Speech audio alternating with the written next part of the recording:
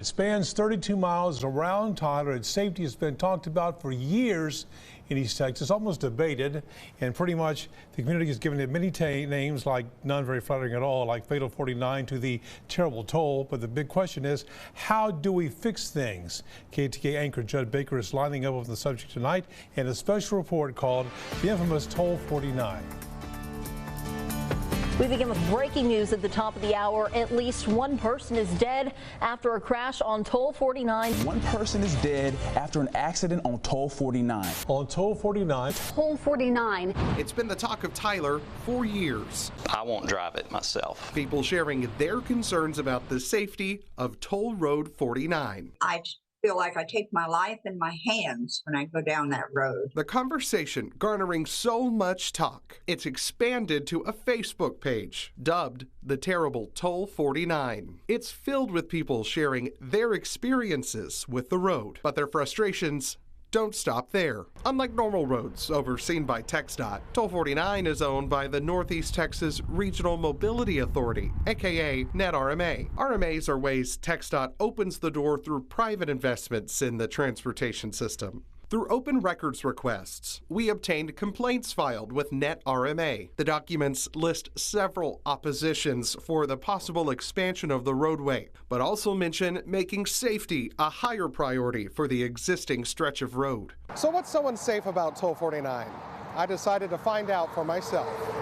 Tagging along on our journey, Dr. Mina Suleiman, an associate professor of civil engineering at the University of Texas at Tyler. He says he's driven on Toll 49 many times. Some segments are really good and some they can be improved, that's for sure. But it did improve over the years. So since I came, I've been seeing some improvements. From an engineering standpoint, Dr. Suleiman says transportation is where the human factor is taken into consideration the most. Depend on the driver.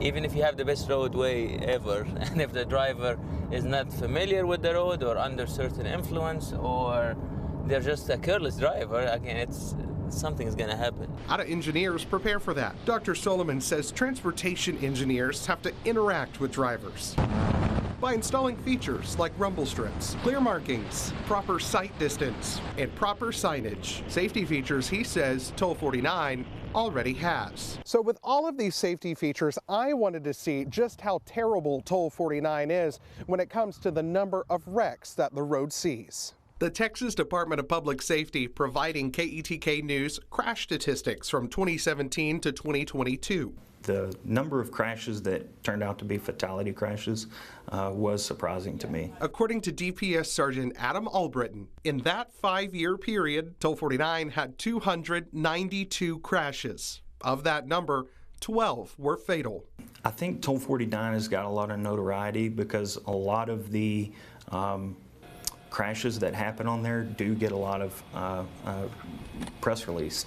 And we don't take into consideration that there are other roads in Smith County that have a lot of fatality crashes on them versus how many crashes we are actually working on that road.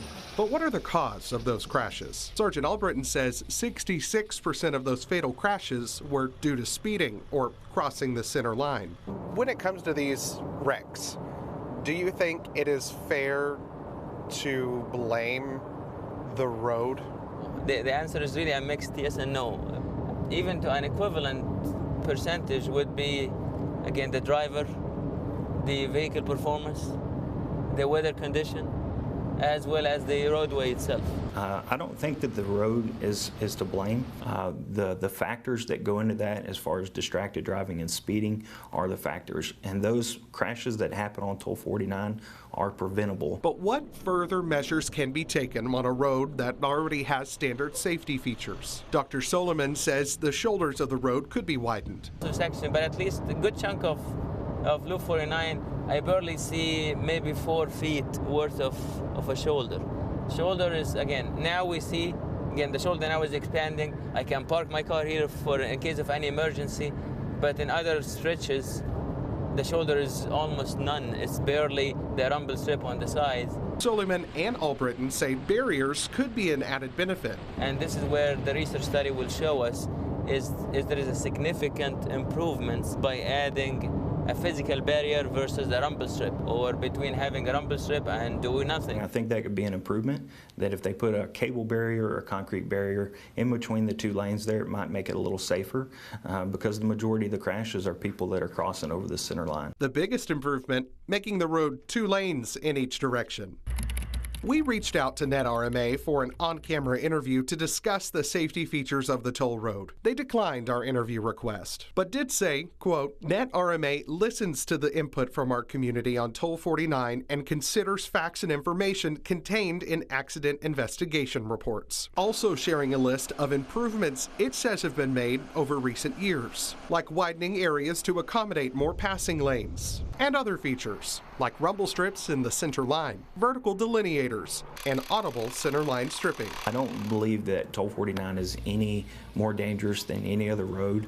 If we took how many crashes total we worked on Highway 31, 155, on Highway 110, US 69, versus the fatality crashes on there, it would be similar to Toll 49. I don't think Toll 49 is any more dangerous of a road than any of those other roads that I just mentioned. For those who still don't feel comfortable driving on Toll 49, our experts offer this advice. It's an option to use that road. It is a convenience to get around a lot of the stoplights and city traffic. Leaving East Texas drivers with the decision.